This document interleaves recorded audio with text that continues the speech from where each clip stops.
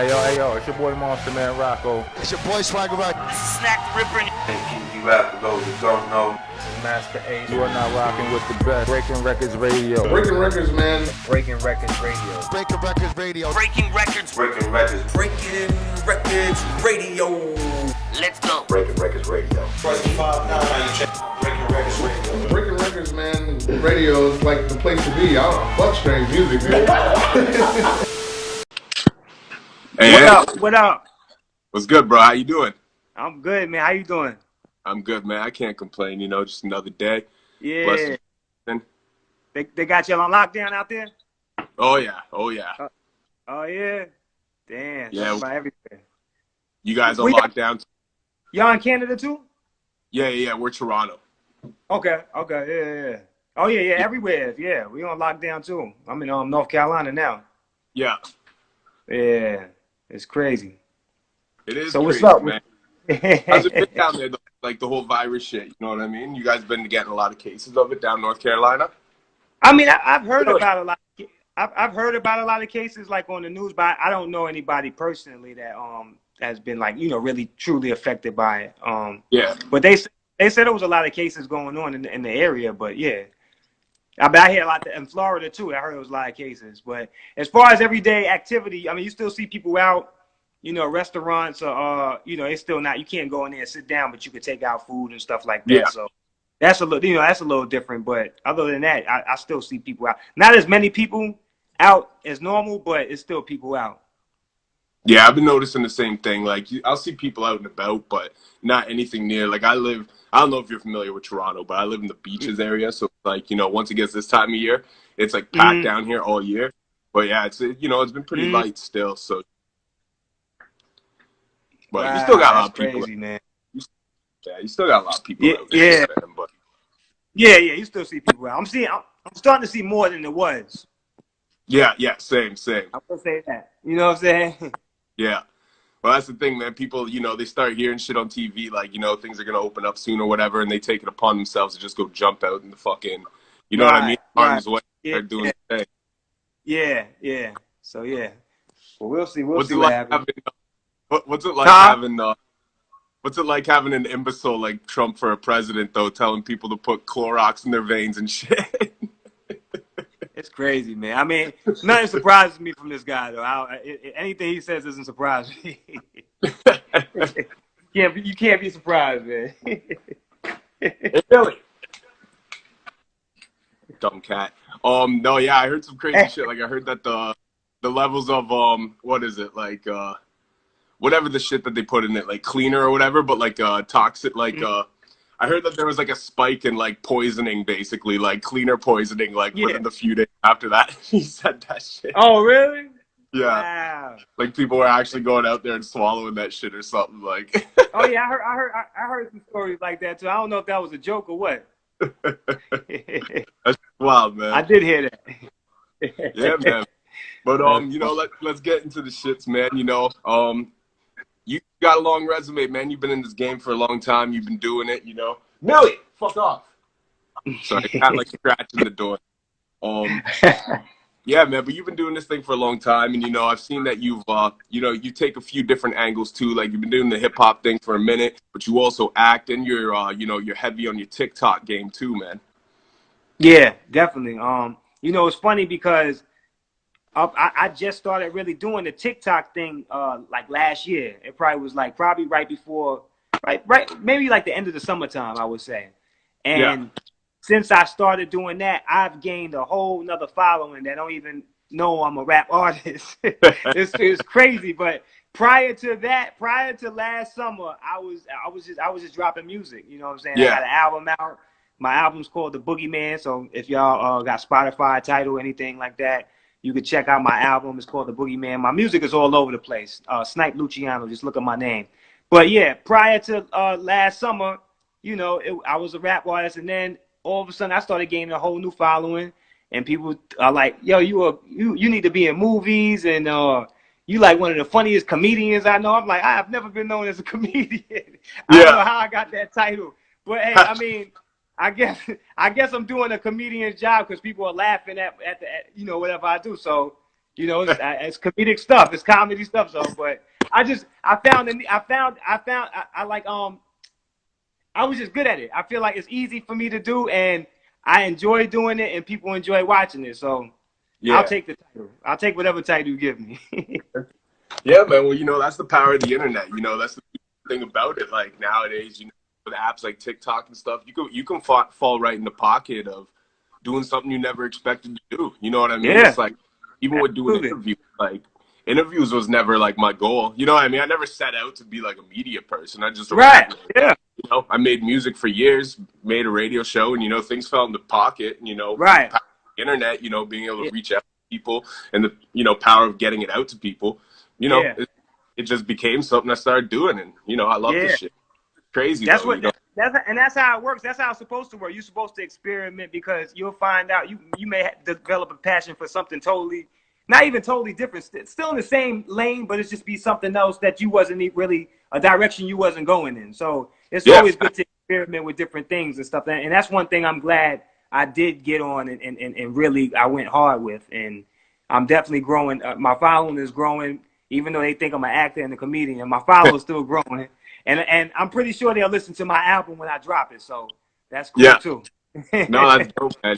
And TikTok is, you know, it's a strong force right now. So it's dope that you hopped on there early and really developed a, you know, because it's kind of like old school Instagram, old school YouTube, old school Facebook, like still kind of very Wild West like. You know what I mean? It's not completely algorithm sponsored ads and all that shit. It's like still kind of organic and still kind of Wild West. So you can really build a following on there.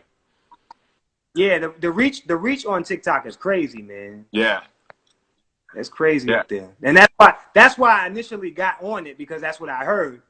And I was just playing around with it and experimenting with it. And then I just developed like my niche. Like it was just my thing now. Now I have another lane that I developed doing that. So yeah, it's cool though. I love it. It's like you know, I just love the app in general. It's like it's just all funny shit. Yeah. Shit that makes you laugh, you know. So it's cool. Yeah. And do you think, like, you know, moving forward, you know, in the future, you think there'll come a point where you just say, like, with the music and kind of stop pushing it and go full tilt into acting? I mean, I could see that. Yeah, I could definitely see that as a possibility. But I love doing music, so I know even if I'm not actually like pushing like an album or anything like that, I'll be behind somebody working with them doing music. Or I mean, I probably will put out music forever. I'm not even gonna sit here and lie. Because I just love it. I've been doing it since I started doing music when I was 9 years old. I started rapping when I was 9. Yeah, wow. So I started recording when I was 12 years old and performing. Shit. Yeah, and performing when I was like 12, 13. I was like 12 when I first started performing. So that's in me. And I you know, I say that I can see myself going full blown into acting and stuff like that, but as a part of me, I'll probably still be doing music because I just love. I enjoy doing it. Yeah. No, that's crazy, man. So, like, to start at 9 years old, like, who were some of your biggest influences when you first started making music? At 9, when I first started making music, who was around? It was Snoop Dogg.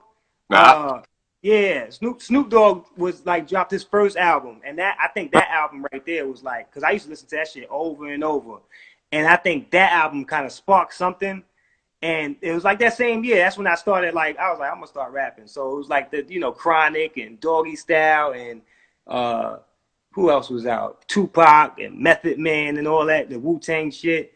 Like I was all that shit at that age, and I was entertained by it, and I wanted to do it. So those would be my early influences. Dope, man. And they had to start that young too, like to be in the studio at 12 years old. Like, were you just recording at home at that time? Because that's a different time. Too, where you actually going to the studio. Yeah, it was actually a studio. It wasn't no home studios like people ain't just have studios in their house at that time. I mean, they had like the first studio we recorded at. It was at somebody's house, but it was an actual studio. They had their actual studio in the backyard, so it was like a little house in the back where they had the studio. They had they had the board. They had the big glass window, so it wasn't like the Pro Tools, like it wasn't a computer or nothing like that back then. Yeah, it was like you was recording on. From what I remember, it was like it was a big board and a glass window, and we was all just rapping on the mic. We didn't know what we was doing, but you know what I'm saying. It was an experience. You know, it was a part of my growth.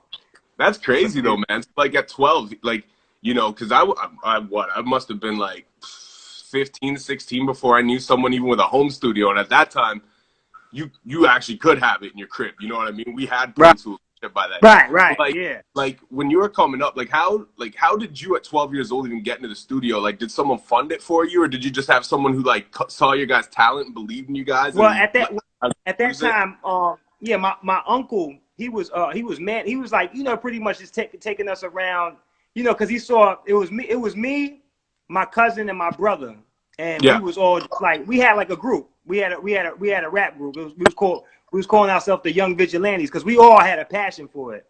And my uncle was, you know, kind of, you know, he kind of messed around with the music industry a little bit. Like he was managing a group, you know what I'm saying? And that's what made us like come to him and be like, yo, we want you to, you know, we was kids. We wanted somebody, some type of an adult to help us out. You know what I'm saying? And he was the one that would get us in the studios and stuff like that, and got us in the clubs and performing and shit like that. So that's how those situations came about.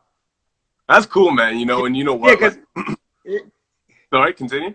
No, I was just gonna say at that age I wouldn't know what the hell I was doing, like how to get in the studio. Yeah. No, that's wild too, man. You know, and to be able to even get performances at like that age is like, you know, your uncle he was doing something right, man. You know, because when I was 16, I could not get the club to perform until I turned 19. Like I had to have one of like my earliest manager like sneaking me into, basically, you know what I mean? Like sneak me in the back door to perform, and then I'd have to like leave right after, kind of shit. Like, another thing about my background is like I come from a hip hop background, so everybody around me was like from, you know, we was originally from New York, so we was like there like in the beginning. Like I moved to North Carolina when I was about 8 or 9 years old. So, but before that, we all came from New York, so we was around the hip hop shit when it was like growing, like when it was just, you know what I'm saying? Like my uncle, the uncle I was telling you about, he used to date Salt from Salt and Pepper, and she used to come to my crib. Yeah, and we was in Queens and shit, so it was already around us. Like, so getting in the clubs and shit like that, I probably would, because I was in there anyway. Even when I wasn't performing, I'll be with like my stepfather or something like that. And we'll be inside the club. I'll be on stage with Rakim and DOS Effects and shit like that. Yeah, like that's facts. Like I wish I had footage of that, but I do got footage somewhere of us performing and shit like that when we was that age. That's crazy, man. That's crazy. Yeah. When you like meeting Rakim at such a young age, is that like do you even realize you're like literally in front of God at that time? You know what I mean? Like, yo, that shit. When I met him, because you know he was also one of my earliest, like, those were like the first videos, the rap videos I started seeing on TV when they started first playing rap videos on TV. Rakim was one of those, you know, one of those people. And meeting him in person, because I seen him before, like, just because I used to stay in the area where he was from. Yeah. In Long Island. So I saw him a couple of occasions, but when I actually met him, you know what I'm saying, it was like, damn, I'm with this dude right now, like hanging out with him and shit. Yeah, it's shit crazy, man. That's crazy, man. That's crazy. Yeah. That's wild, man. So like, when did you really so like, have you been like taking music seriously for like career path ever since then? Yes. I haven't stopped since I was 9 years old. That's crazy. I haven't taken no breaks, you know what I'm saying? No matter what, no matter when, you know what I'm saying? Because really at that age, you don't really have too much control. Like, you don't really know what you're doing. You're a young kid. You just, you know, going with what anybody says or whatever the adults say. But, you know, even at the points where you like, I was like, I'm not where I want to be or whatever like that, I still went through it. I still kept going. You know what I'm saying? I didn't stop it. Even when it wasn't career, it didn't take. It took a while. It took a while for it to become something where I'm like, okay, this is now it's turning into a career now. So like, and it took years for that. You know what I'm saying? But that's why I always tell people to just do what they love. If you love doing it, just do it. Don't do it for the money, because if you start doing it for the money and stuff like that, that's when you start getting discouraged and you don't really want to do because you started doing it for the wrong reasons. Facts. So yeah, I just had a passion for this, man, and you know, and that's why when you ask me, do I see myself stopping? I can see myself taking a break and pursuing something else, but I still think I'm gonna do music, man. I love doing it. Yeah. Yeah. Sure, man. And like at such a young age too, I'm curious, like, moving from like New York, you said you were in Queens, right? Mhm. So to go from like Queens to like somewhere like North Carolina, like what was that like? Just as someone who's been like so surrounded by hip hop their whole life, you know what I mean? Because Yeah. I know there's a lot of I know there is a lot of hip hop in North Carolina, but it's not the same as No, New York. no, You know what I no. mean? But Much you're different. right, yo. But when I came down here, I mean, it was hip hop. It was hip hop in North Carolina. Don't get it Yeah. wrong, because it was a lot. It was New Yorkers starting to migrate down south. But when I first moved down here, it wasn't as many New Yorkers. It was still like the original like North Carolina. When I first moved down here, it wasn't like a big mixture. So the hip hop culture wasn't as strong out here as it was in New York, because New York, I mean, it couldn't be. New York is where it started at. So it was like, exactly. That part was like a culture shock for me. You know what I'm saying? What prepared me for that, because before I even moved to North Carolina, I moved to Maryland for a year, I went to kindergarten there or whatever. And Okay. so that at that point I saw the difference between New York and somewhere else. So that was it was almost kind of country. It wasn't New York. So that kind of prepared me when I moved to North Carolina. And yeah, North Carolina was totally different. It was like night and day compared to New York. And was it hard, like, especially like, just already being in New York and seeing how things are there? Like, was it difficult to really kind of get your feet off the ground musically, like doing hip hop once you moved to North Carolina? Because I assume, like, with it being a smaller industry, there's probably less key holders, and shit like that, gatekeepers. There's probably less of them. So there's only so many people you can get in contact with. Yeah, absolutely. Yeah, now that I think about it, yeah, you're right. It was like that. It wasn't we didn't have as many outlets out here as New York. New York is the capital of everything. That's where Broadway is, the record labels, and all that stuff. So you got access to so much shit up there. And no, you didn't have that. I mean, you had clubs in North Carolina, but it wasn't we actually was the first. The team I was running with, we actually was like the first independent record label in Raleigh, North Carolina. Oh, wow. So yeah, we opened up the doors for all that shit. I mean, I was a part of that. That was actually my uncle's label. You know what I'm saying? The one that was taking us around and doing all that. So we was the first one to kind of bring that out here. So yeah, you're right. It was.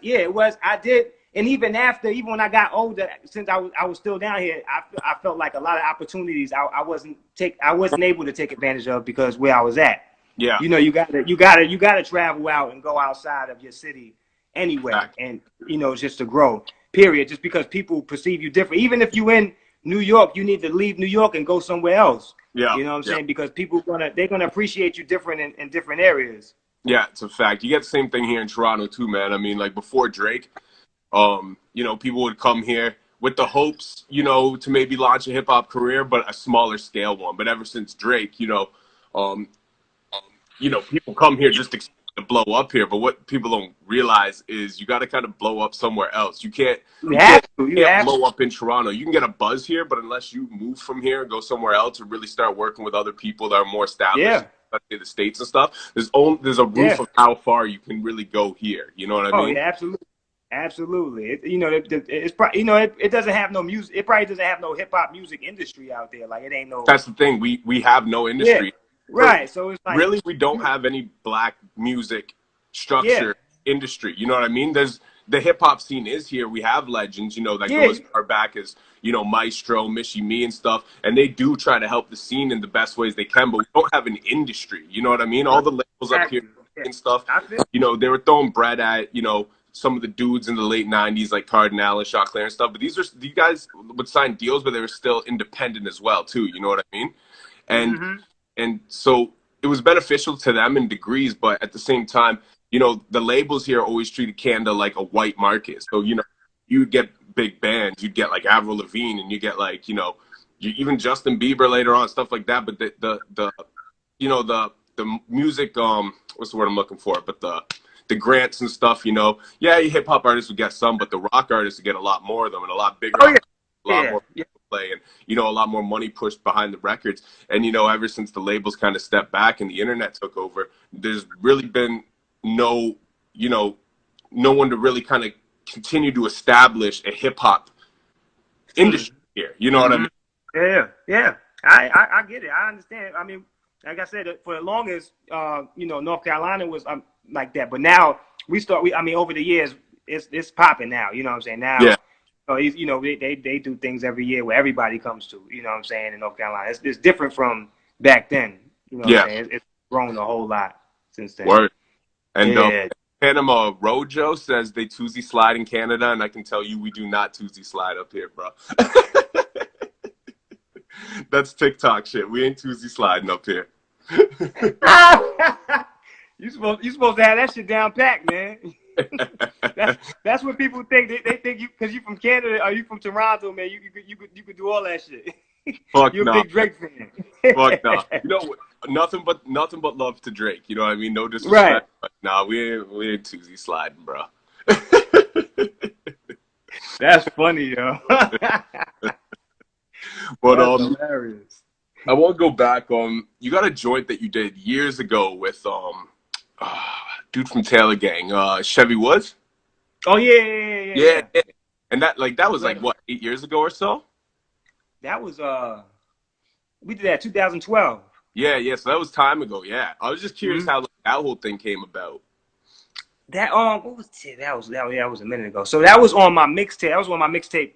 It was called The Worst Nightmare, and I was independent. Like I'm still independent, but I was just like starting to. I was just doing things really on my own, like just really trying to just figure out ways to like really get my name out there at that time. You know, that time was a little bit different because it was like record labels still had the leverage like they had before. It wasn't like it, now it's like everybody's independent and shit like that. It's independent. Yeah. It wasn't like that. It was just transitioning over to like, almost the way it is now. But yeah, it was still that old, that old way of doing things. But anyway, that that was dropping my mixtape, and I was just trying to think of what I was like. I need to do something to get my name out there, a little more. So I was like, looking for people who I could do a feature with, like that would sound good on a song with me. And we ended up reaching out to one of this.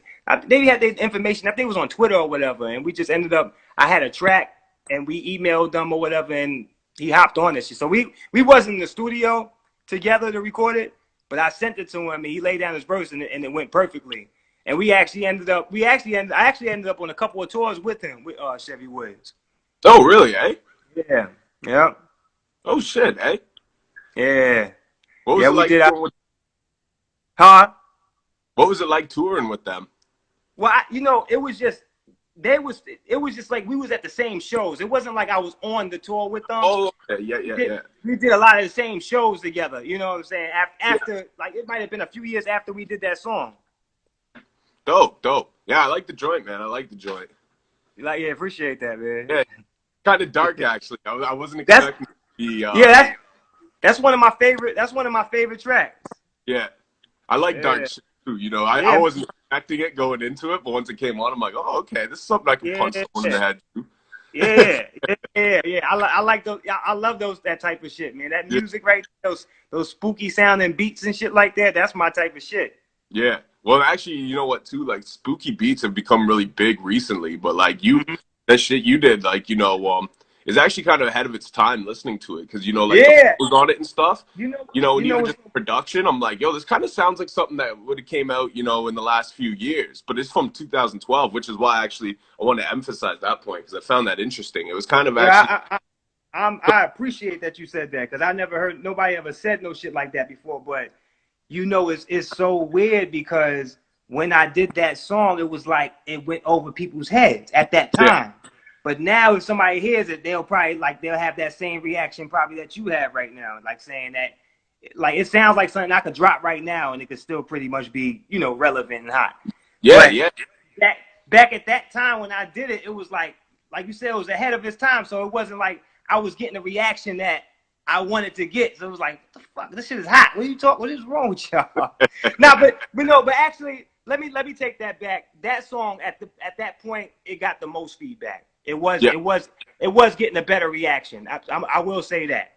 But for the most part, I don't think everybody clicked with that shit like that at that time. Yeah. No, it's cool though, man. That's one thing I like. Especially when I'm interviewing someone that I'm not familiar with prior to, and I research them. And you really get to see their growth. You know what I mean? And just Yeah. to check that track, I was like, oh, I gotta check this. I peeped it. And I'm like, this sounds like it could have went off like if it came out last year or something. You know what I mean? Like, Right. the Yeah, yeah. cadence you had on it, plus just the spooky kind of beat, but still like a hard hitting beat. I'm like, this reminds me of shit that's going off now. Like, it's like Brooklyn drill. That's crazy. Man. But yeah. So I thought that was. That's what's up, man. I appreciate that, man. I appreciate that feedback. I could tell you actually, you mean what you say. It sounds, I understand what you're saying. Yeah. That's dope, man. Yeah. That's why I do this shit. That's why I do music, man, for that type of reaction right there, man. For somebody to appreciate your shit. You know what I mean? Yeah, facts, man, facts. And another thing I seen too that I thought was dope. You toured with Ja Rule recently.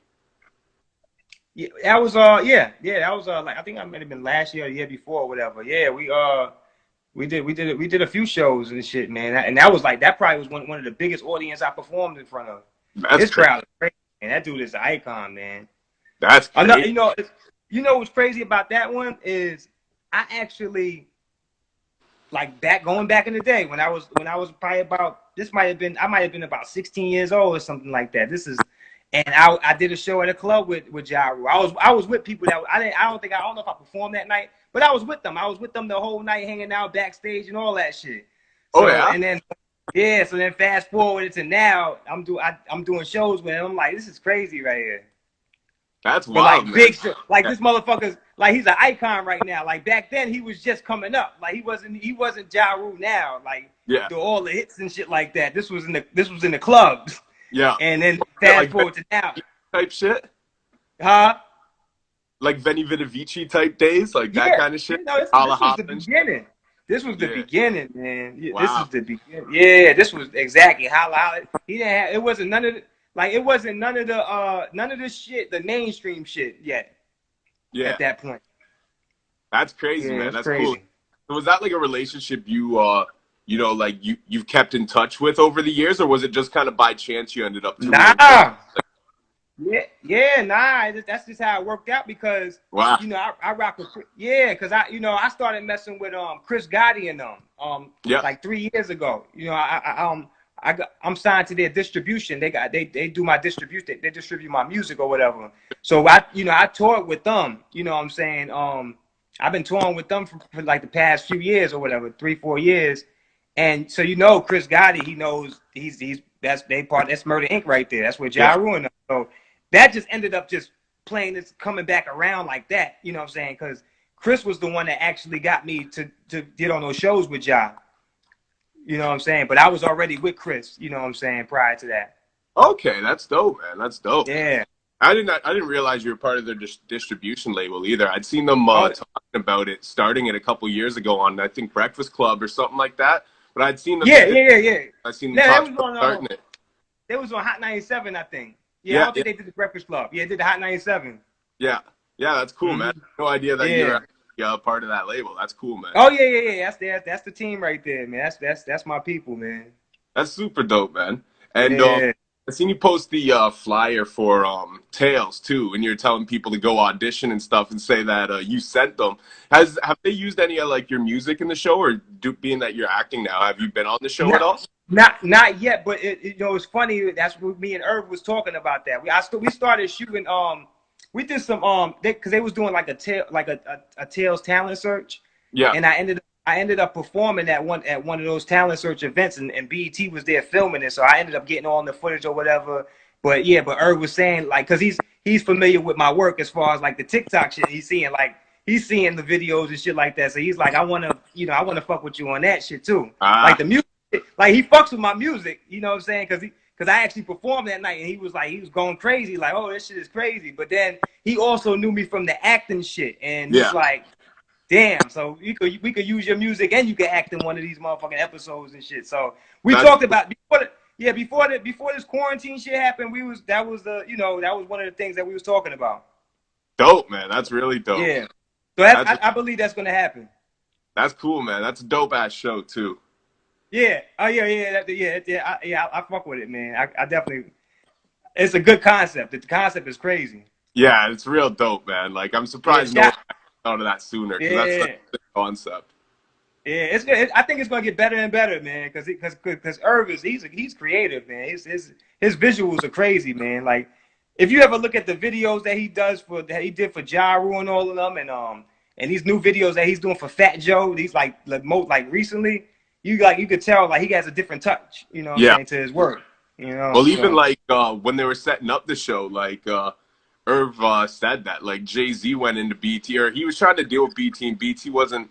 They weren't working with them the right way. I can't remember if they weren't picking up the show or if they were too many restrictions or something. So he talked to Jay, and Jay basically went into the meeting like, "I'm telling you, when Irv gets in his zone, you just gotta Irv, and do not give him any. You know what I mean? Like, just go let him do his thing, and I promise you, the product is good." And then that's when they like green lighted him for it.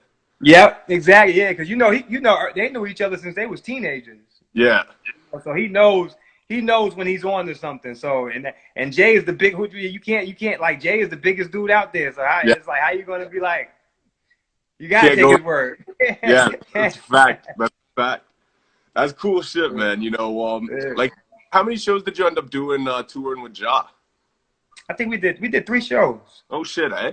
Yeah. Oh, dope. Yes, but we got some more. We got some more coming though. Trust me. When this thing opens back, it's gonna be a lot. Yeah. Did you curious too? Like, you know, a lot of artists I've talked to have had to deal with this, but like before the quarantine shit, did you have any like shows or tours lined up that ended up having to get canceled or postponed? Like I know a few artists like 30 show tours that they've had to cancel because this shit. Yeah, I had little shows. I actually that week that I had a show that Friday and they shut that show down. I had a show in Miami. Oh, and that damn. shit was that shit was about to be lit, man. I mean, I had people coming from out of town. My team was going to be down there. Like, it was going down. Like, everybody had plane tickets. I was already down there. I was ready. And then that shit happened where it was like, you can't have no events. Like, if you throw an event, we shutting that shit down and you're going to get a fine. So it was a wrap after that. So, yeah. And we was also discussing, because I do shows all the time, like, you know, and like South Florida, I'm always down there in Miami, you know, doing shows and stuff like that. But when that happened, it was like it's a wrap, it's over until further notice. But we was talking about doing things too, and talking about doing things in Canada too.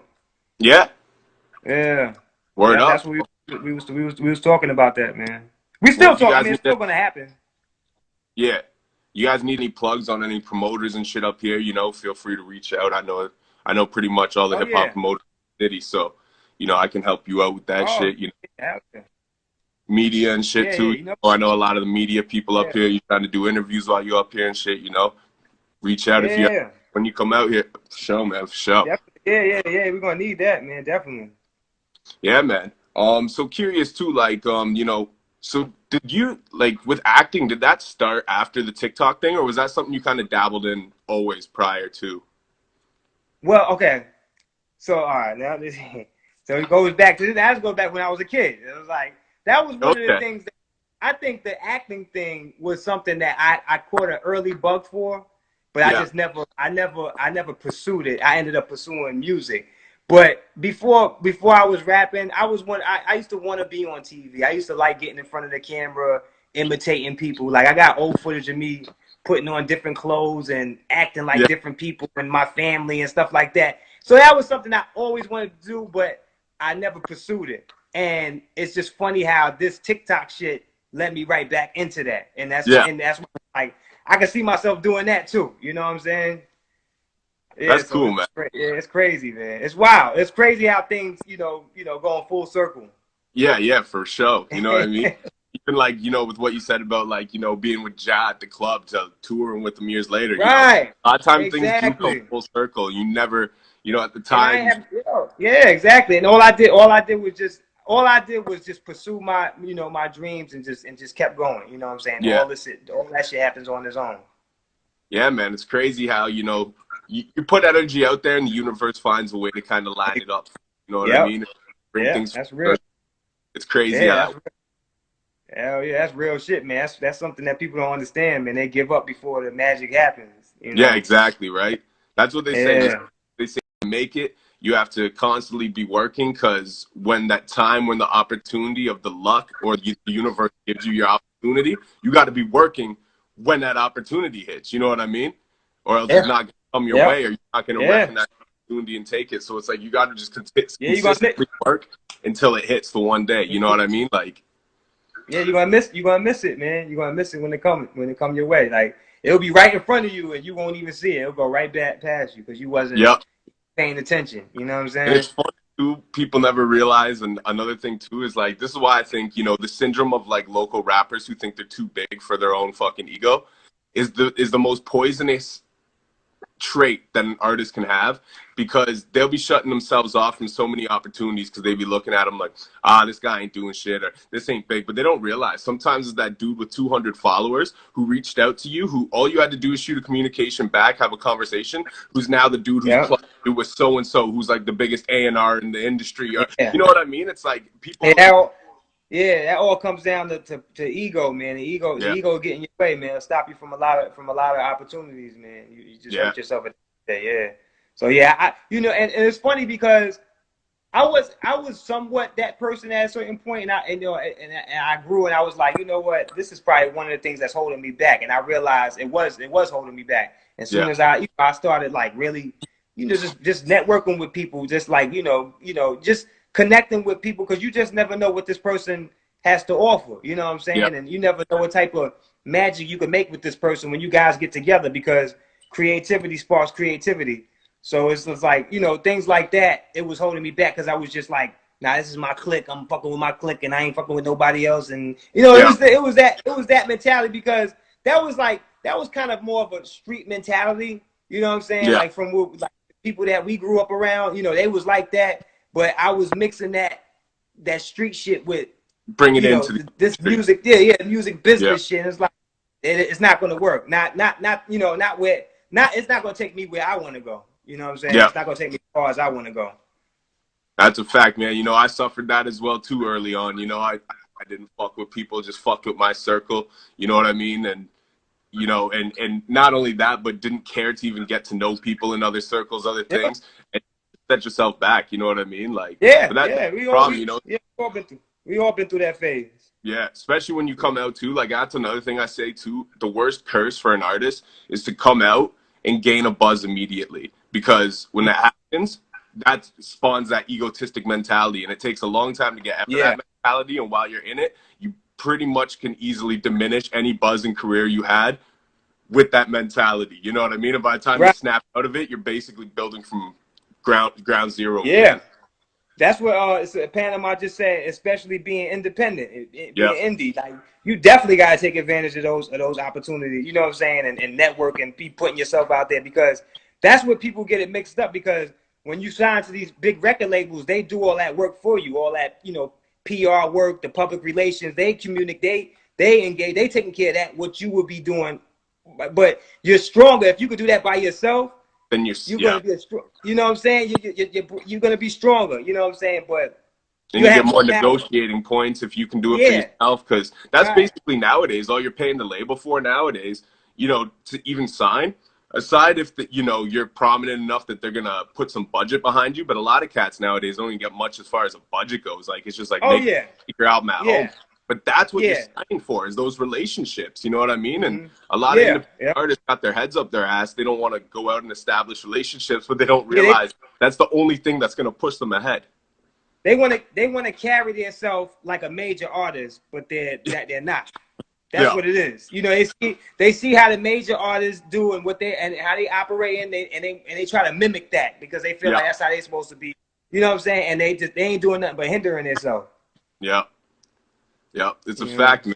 It's a fact. One thing I did want to talk to you about too is you had a joint. I think it's about a year old or so, but it's called KMA Kiss My Ass.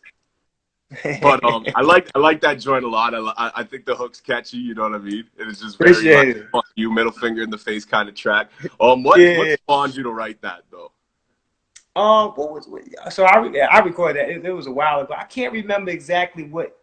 I remember. So my producer, I got a producer named Chandler. Chandler. He's dope. He makes them real hip hop beats or whatever. So I think I might have just been riding in the car. I think I was going somewhere. I was going somewhere that I didn't want to be, or I was just like, I felt like they was going to be rushing me. I can't remember what the situation was, but the beat was on. I was like, they could kiss my ass. I was like, kiss my, and I just started saying that shit in the car. And I kept saying that shit. And that's basically where it came from. I went home and laid it down. Yeah, I went home, laid it down, and I wanted to work with somebody else from Adventures Music from the same platform I was on, and I wanted to work with a female, and I heard that girl Neffy's voice on there, the girl from Baltimore. Yeah. And I sent it to her, and she ended up hopping on that shit. So that's dope. how that whole thing came about. Yeah. Dope. Yeah, we're just listening to the song. You're like, sometimes you hear some shit and you're like, yo, that sounds like something specific kind of inspired it, right? Just hearing that song, I'm like, I feel like something happened in this guy's day. Something definitely happened. It was definitely something I didn't want to do, or somebody I didn't want to deal with, or something like that. And I was just like, kiss my ass. That's funny, man. And one thing too, like, what was the name of the last album you said? Sorry, I can't remember the title of it. The Boogeyman. The Boogeyman, that's it, yeah. And so, like, because that came out last year, right? Yeah, 2018. 2018. Oh, okay, my bad. Yeah. 2 years ago. It was the end of 2018. Okay. So technically 2019. Yeah, technically 2018. Yeah. I mean, technically 2019. Yeah. And so do you have do you got a new album in the works right now that's about to come out anytime? Well, I'm about to drop a single called Candy Bars. But I have a project ready. It's ready. I actually I was with my producer last night and we made a beat. So I'm like, okay, I'm gonna have to record this joint and that's gonna have to go on the project. So, but the project everything else is ready. Like as far as the project's ready to go, but I gotta record this song right here.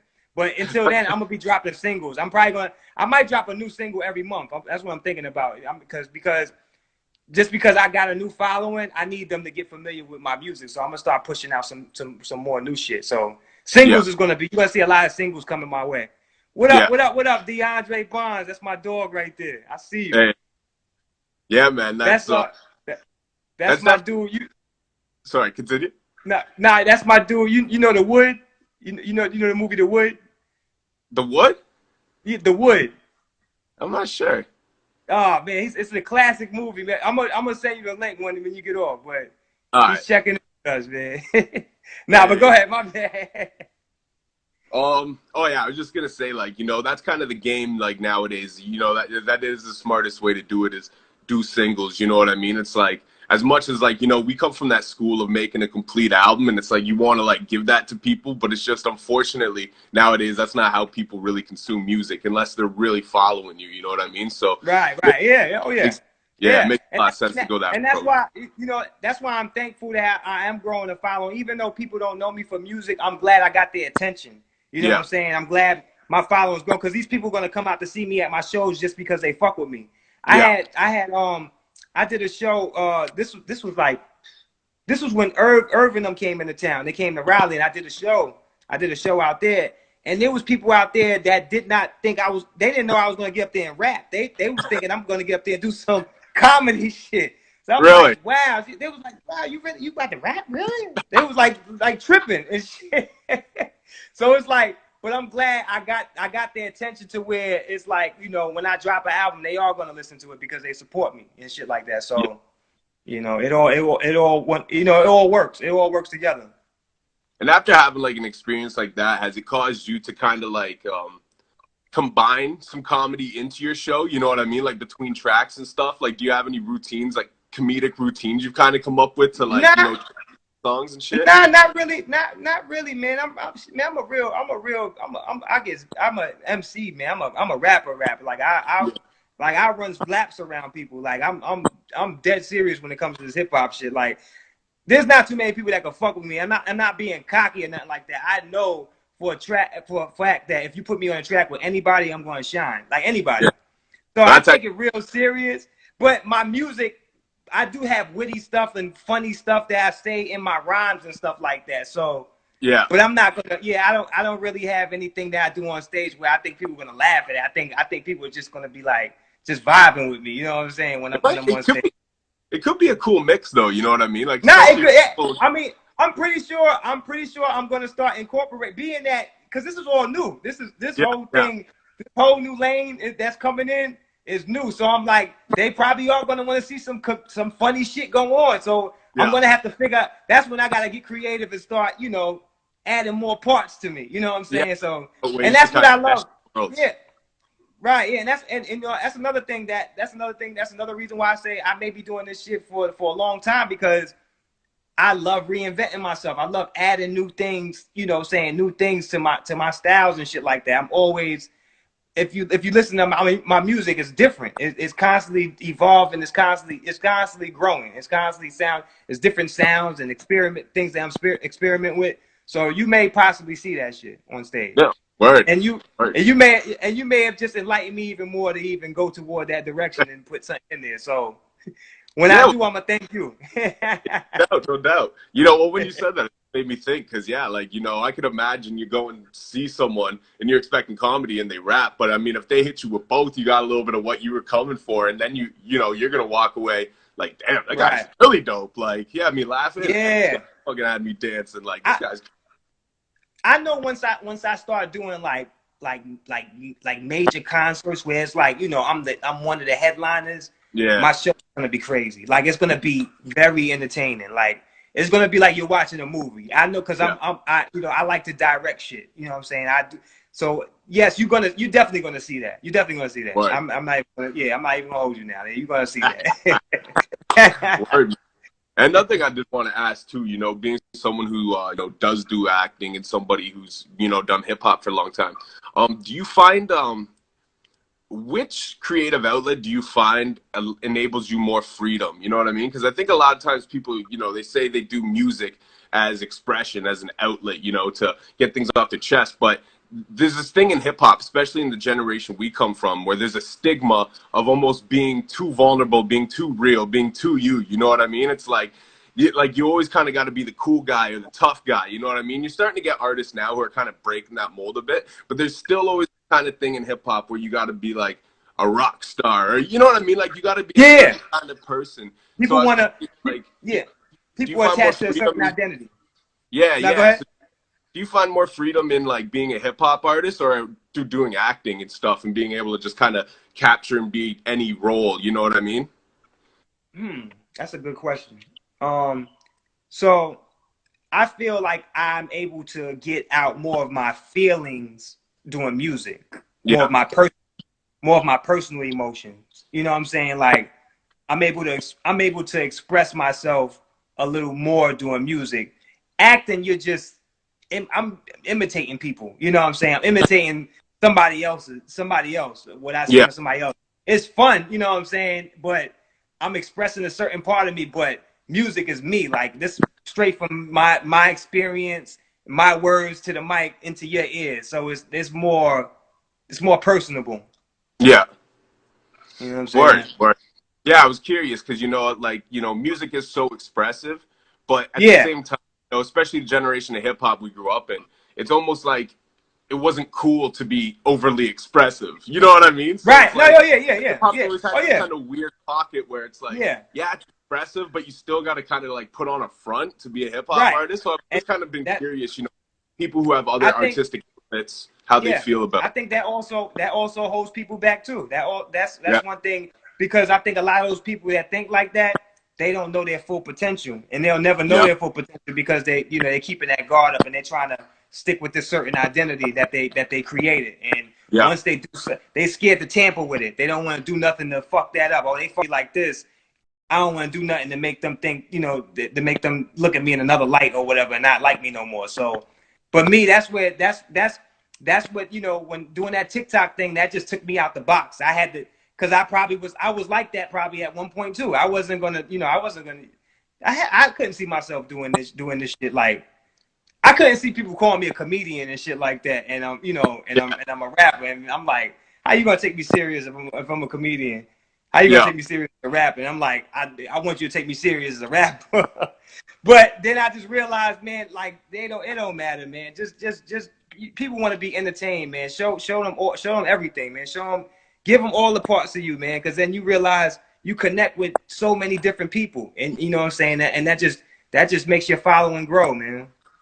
No, that's a fact, man. Everything you just said is like that. It's super real. You know what I mean? Like even coming up myself, I've always been a class clown type of dude. You know what I mean? But I always felt awkward bringing comedic shit into hip hop. I thought you had to be right.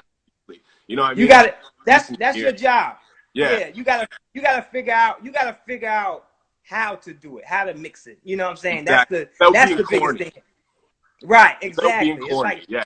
exactly. Once you do that, then you got it. You got something. That's the thing. You found the magic. It's like Busta Rhymes. Yeah. Like Sean you know what I'm Price. saying? You know what I mean? Sean Price hilarious when he raps. Yeah. But right. You wouldn't say, you wouldn't talk shit to his face. Right. The baby. You know the baby shit. His shit is funny. Like he's comical. It's like he tapped into somewhere where everybody's not willing to tap into. You know what I'm saying? And he found it. He found that mixture, and he's running with it. You know what I'm saying? That's how you should do it.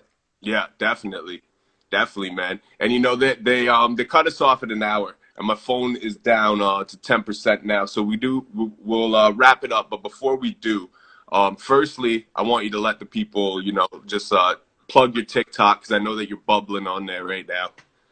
Right. You can follow me. All of my social media is the same. Snyp Luciano. You know what I'm saying? You can find me on every streaming platform. Same name. First name Snyp Luciano. You can see it at the top of the live right here. And just look up that name. Look me up on TikTok. It's the same name. Follow me everywhere. I'm easy to find. You can Google me. Very easy to find. Get my album, The Boogeyman. I got a new single coming out. I got a lot of new singles coming out, but my next single is called Candy Bars. It's coming out very soon. And you just for that yet? Say that again. Do you got a release date for Candy Bars yet? Not yet. I just submitted it, and it's probably gonna be very soon, because usually when so I just submitted it. I actually just submitted it today because I just got the artwork. Yeah, so it's gonna be coming very soon. You know what I'm saying? It's on its way. So everything is ready. Yeah. Dope. Well, Snyp, thank you very much, man. I appreciate your time. Thank you, man. Thank you for your that was a dope interview, man. You definitely do your research, and I can tell you have knowledge of what you're talking about. Salute, bro. There's no better feeling, doing interviews than when someone's happy with the interview. You know what I mean? Right. I always say, when you hit someone with a question, they're like, yo, that's a good question. That's like the best thing you can hear as an interview. Yeah, you know what I mean? Man. Yeah, for real. Because it's like shit because I get interviewed a lot, and it's just certain things that nobody ever asked me before, and you're like, wow, that's I didn't even think about that, but yeah, it's a good question.